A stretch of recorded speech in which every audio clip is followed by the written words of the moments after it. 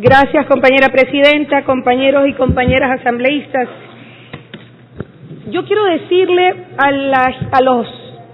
ciudadanos ecuatorianos que nos siguen este importante debate, primero empezando con una respuesta a la intervención o a la preocupación del asambleísta Henry Cucalón, que no está presente en el Pleno, pero me parece que es importante recordar que efectivamente, pero por supuesto pues, que este proyecto de ley tiene un origen en la posición política e ideológica del gobierno de la Revolución Ciudadana. Pero por supuesto pues, si eso es lo que ha estado y sigue estando en disputa, dos visiones de país, dos modelos, un modelo que responde efectivamente al pasado, al que siempre privilegió a los especuladores, el que privilegió al gran capital por sobre el ser humano, al que privilegió e impulsó la desregulación total del Estado y que priorizó efectivamente el que el poder del mercado lo defina y lo controle todo. Frente a la visión de la Revolución Ciudadana, cuyas bases están escritas y planteadas en la Constitución del 2008 y que efectivamente fue validado y legitimado por el pueblo ecuatoriano al aprobarlo con más del 65%. Es ese modelo, es esa visión que plantea el futuro que ya arrancó hace una década y que sin dudas no se detiene, que efectivamente plantea, por supuesto, que la regulación del Estado en función del interés nacional de las grandes mayorías por sobre el poder del gran capital y los directamente beneficiados, es decir, la trinca que ha gobernado nuestro país en las décadas anteriores, en las décadas pasadas, que ciertamente esas sí fueron décadas perdidas. Entonces, sin duda, son las dos visiones en disputa, porque aquí, más allá de los pisos, los techos, los porcentajes, lo que hay que discutir son los contenidos esenciales que ya están en debate a nivel del mundo, es decir, esta es una discusión planetaria. Y en el pasado evento de las Naciones Unidas de Hábitat, que congregó a decenas de miles de personas en el mundo, aquí en la capital de la República, fue precisamente el poner en el debate y en la agenda de la discusión de los países estos temas que sin lugar a dudas son un debate necesario y son una temática todavía vigente. Por supuesto que sí, y es que no podemos dejar de poner este debate en el contexto internacional, en el contexto de lo que ocurre particularmente en América Latina, que es ciertamente la región más inequitativa del planeta. Ya lo refería la secretaria de la CEPAL en este año. Efectivamente, el ritmo acelerado del crecimiento absolutamente desordenado de las ciudades, pero que responden a una lógica de unas brechas que todavía no terminan de cerrarse y que por el contrario se siguen profundizando en la región, son precisamente las que ponen en riesgo tres elementos claves que están en la discusión planetaria. Primero, el crecimiento económico de nuestros países. Segundo, la lucha por la equidad. Y tercero, la estabilidad social. Objetivos que, si bien es cierto, en la región, en América Latina, han tenido avances sustanciales, todavía no podemos decir, lamentablemente, que ya están garantizados. Y es por eso la necesidad de este debate en los contenidos centrales, en los alcances de las propuestas que estamos discutiendo en este pleno, pero sin lugar a dudas que no solo se reduce al debate en el Ecuador, sino a nivel del mundo. ¿Y cuál es uno de esos factores precisamente que ha profundizado las brechas?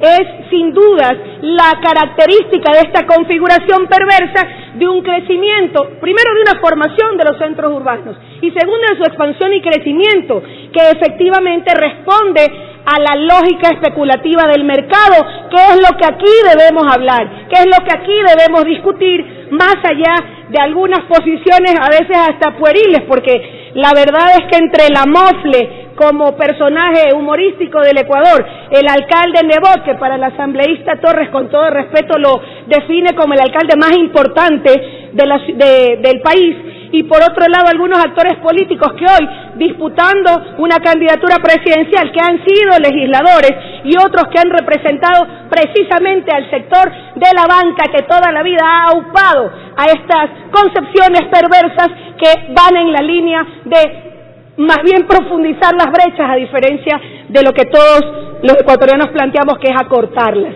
Es que entre estos tres sectores, entre la MOFLE, el alcalde Nebot y algunos actores políticos, lo que se están disputando no son los contenidos centrales de los alcances y de los contenidos de esta propuesta de ley, sino es el premio mayor ¿a qué será? Pues a la desinformación, a la tergiversación de los contenidos, con ejemplos que no solo son falsos, sino que generan en la ciudadanía, lamentablemente, desconcierto, preocupación, y por ello la necesidad de llevar este debate como un debate responsable, pero fundamentalmente, más allá de los aspectos técnicos, que sin lugar a dudas hay algunos aspectos que ya han planteado algunos colegas legisladores, tienen que revisarse, tienen que pulirse, sin dudas que sí, pero las concepciones principales, el paraguas que cobija este debate, es lo que debe estar presente con altísima responsabilidad en el Pleno de la Asamblea Nacional. ¿Y por qué digo que es necesario entender este debate en un contexto internacional? Porque para graficar de mejor manera algunos aspectos que se han dicho aquí, ¿qué pasa en América Latina? El 80% de la población de la región vive en zonas urbanas, es decir, estamos hablando de más o menos 150 millones de familias. 5 millones de ellos comparten hogares con otro núcleo familiar. 3 millones habitan en viviendas que son absolutamente irreparables, es decir, que incluso su integridad física está en riesgo. Y por otro lado, 34 millones de familias no tienen títulos de propiedad y viven en barrios desprovistos de servicios básicos o facilidades urbanas como hospitales, transporte, parques, etcétera. Esto se explica en parte por el altísimo costo de la vivienda, que como ya se ha dicho aquí, no debe responder a una lógica del mercado, porque debe entenderse el acceso a la vivienda como un derecho humano, un derecho fundamental. Aquí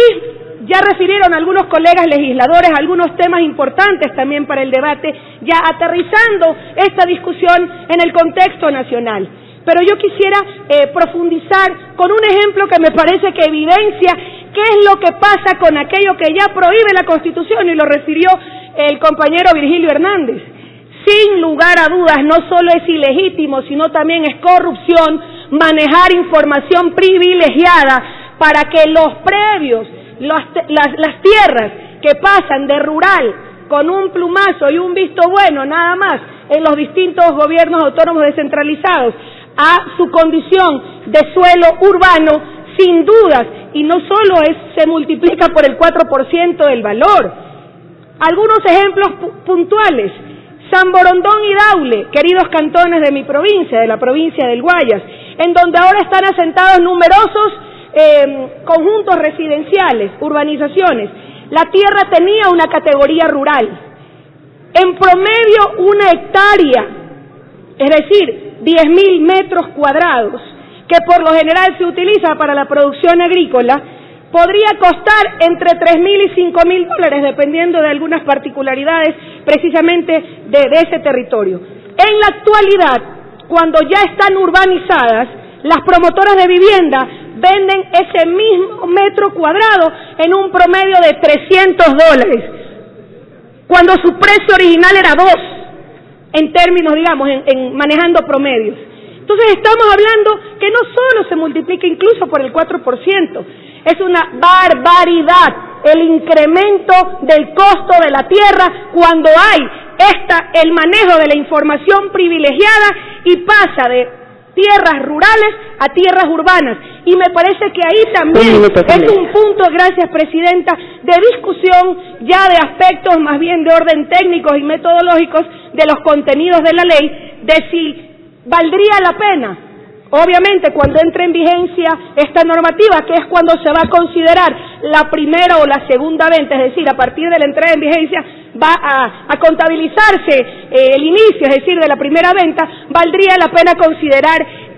este tema, que en mi juicio me parece central en el debate. Algunas otras observaciones las haré por escrito. Muchas gracias, Presidente. Gracias, asambleísta. Tiene la palabra.